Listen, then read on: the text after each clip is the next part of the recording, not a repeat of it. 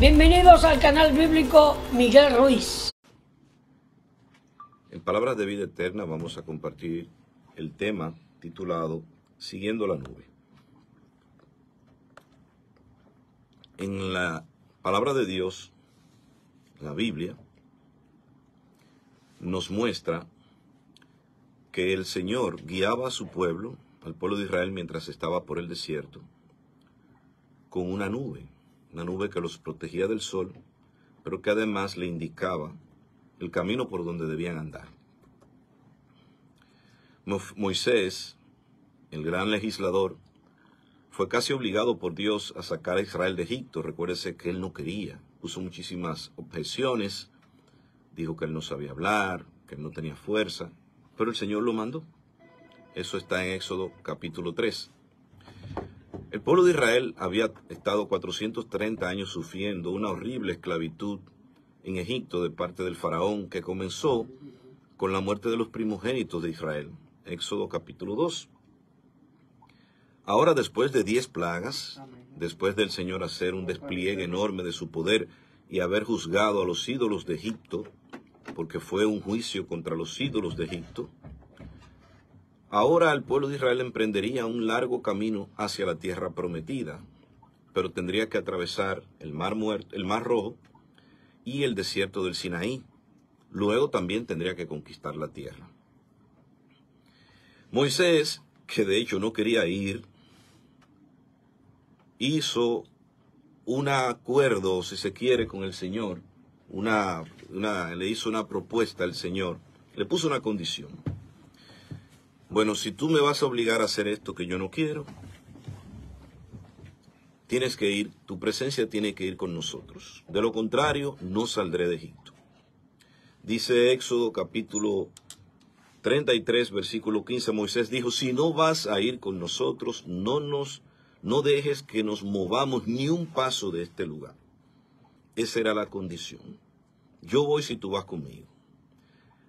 La presencia del Señor los acompañó durante todo el tiempo, desde que salieron hasta que llegaron. Lo hizo a través de una nube que iba delante de ellos guiándolos. Dice Éxodo 13, 20 al 22, entonces los israelitas salieron de Sucot y acamparon en Etán, al límite del desierto. El Señor iba delante de ellos y los guiaba durante el día mediante una columna de nube, y les daba luz durante la noche con una columna de fuego. Esto les permitía viajar de día y de noche.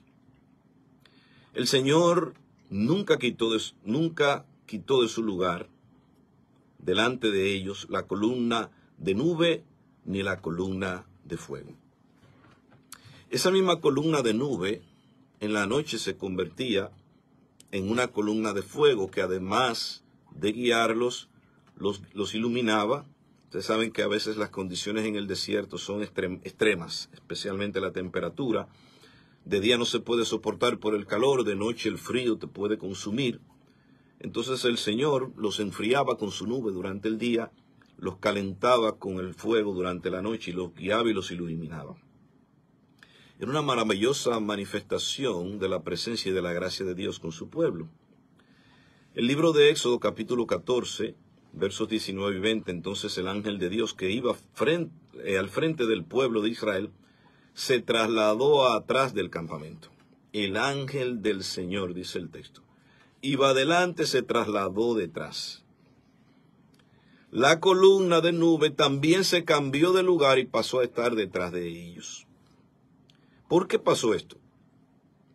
Porque Faraón, después que dejó de ir al pueblo, se arrepintió y decidió perseguirlos.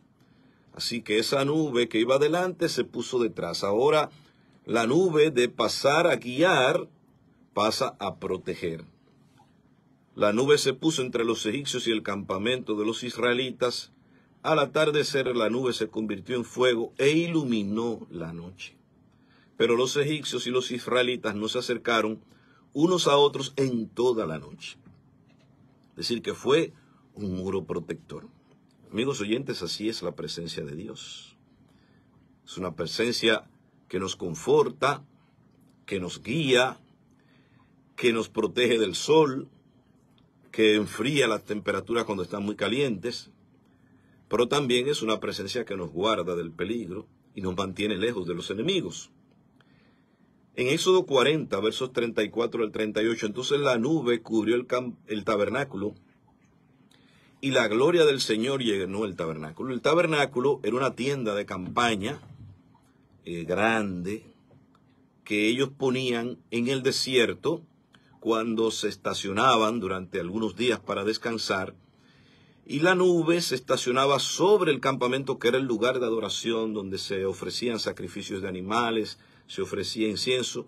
Era un lugar de adoración que se colocaba en el centro de las 12 tribus. Habían 3 tribus que quedaban a la derecha, a la izquierda, hacia adelante y hacia detrás, norte, sur, este y oeste. Entonces, cuando la nube cubrió el tabernáculo, la gloria del Señor llenó el tabernáculo.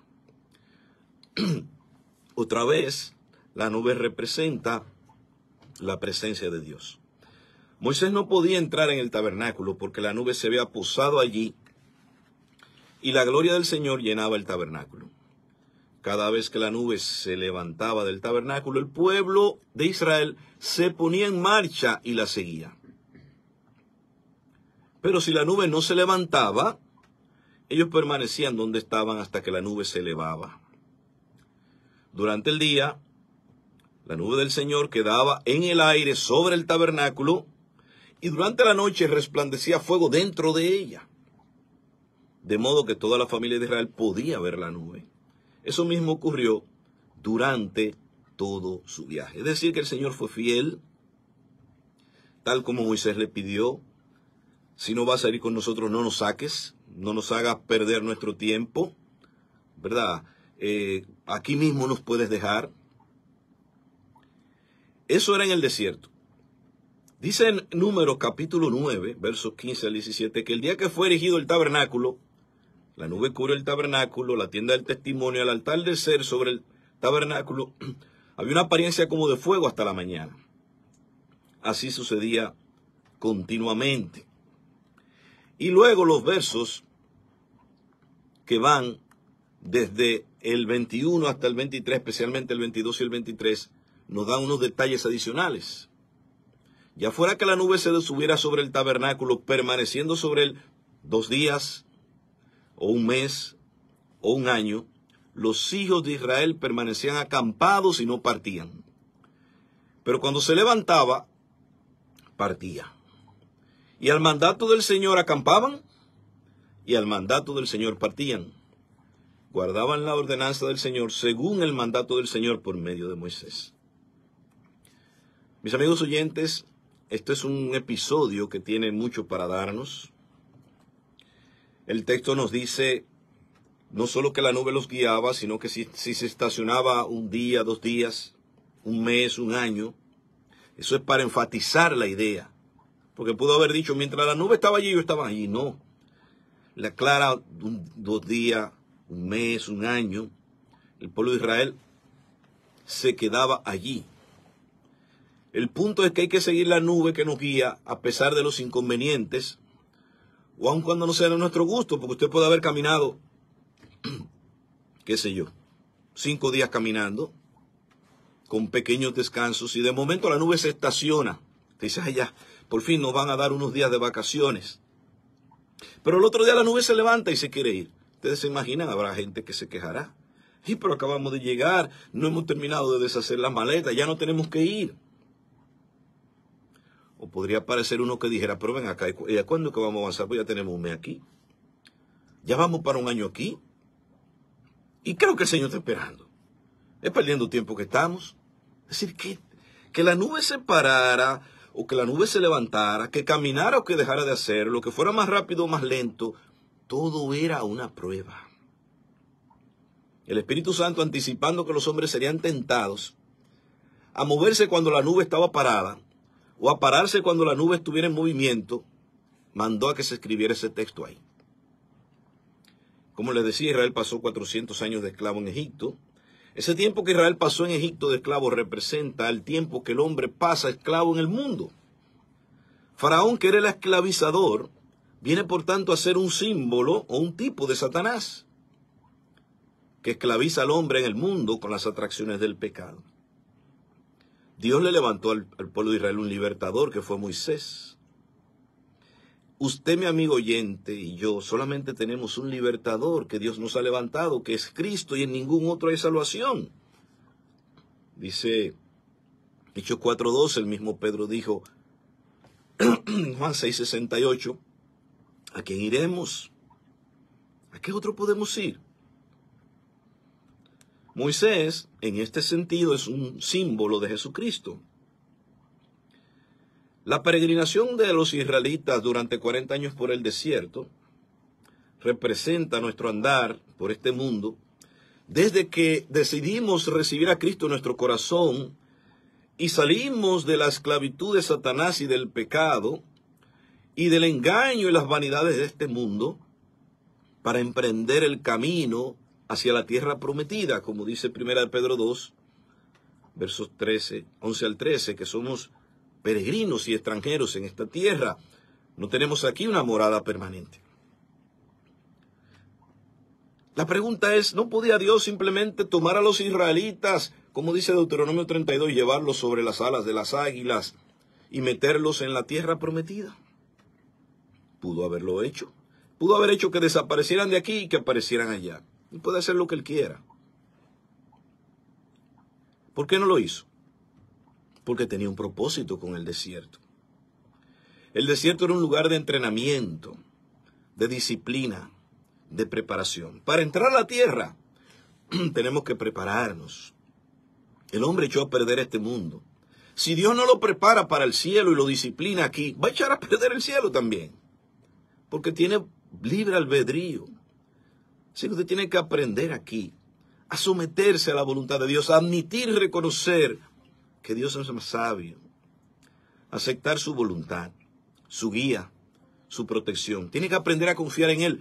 ¿Y qué mejor lugar que el desierto para eso?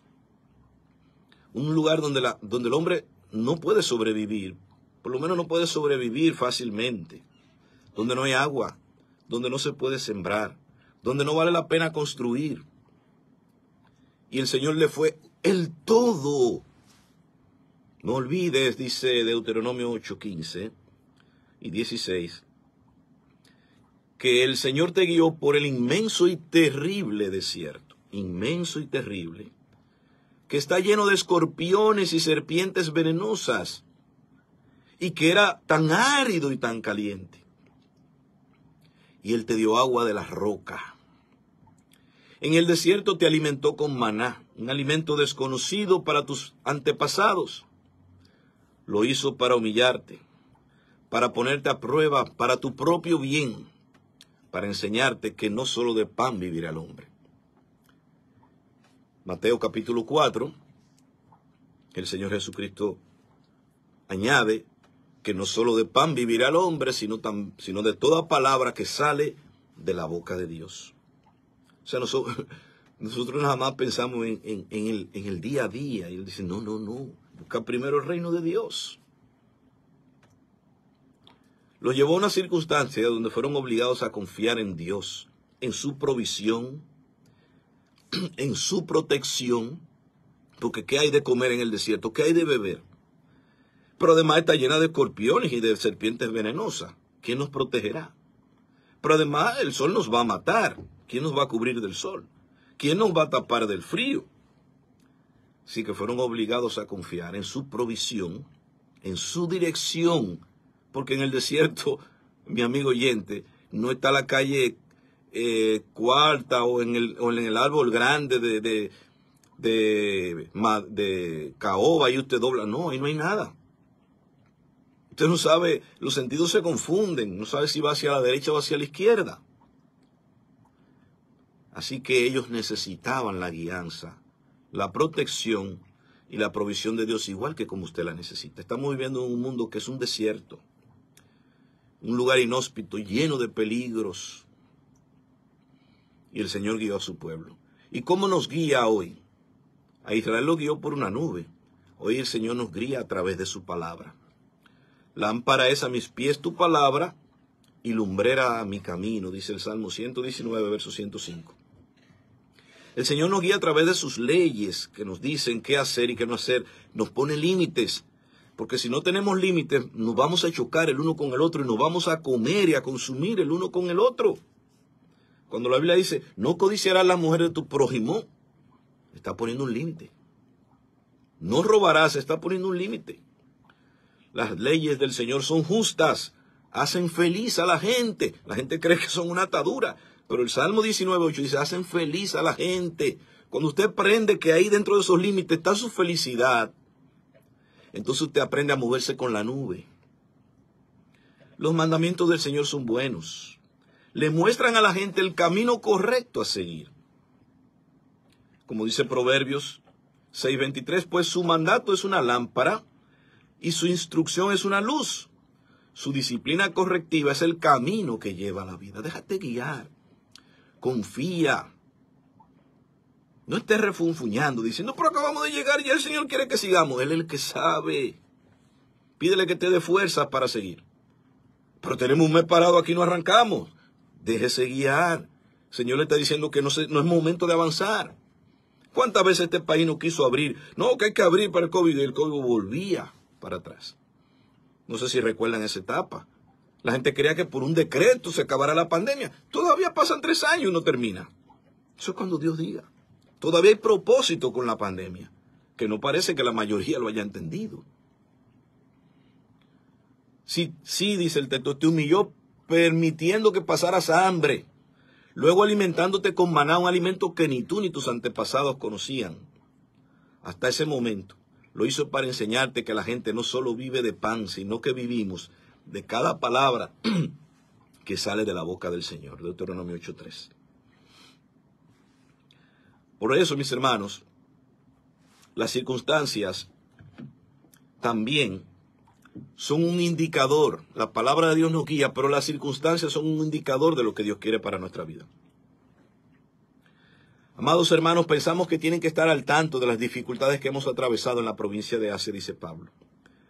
Fuimos oprimidos y agobiados más allá de nuestra capacidad de aguantar. Y hasta pensamos que no saldríamos con vida.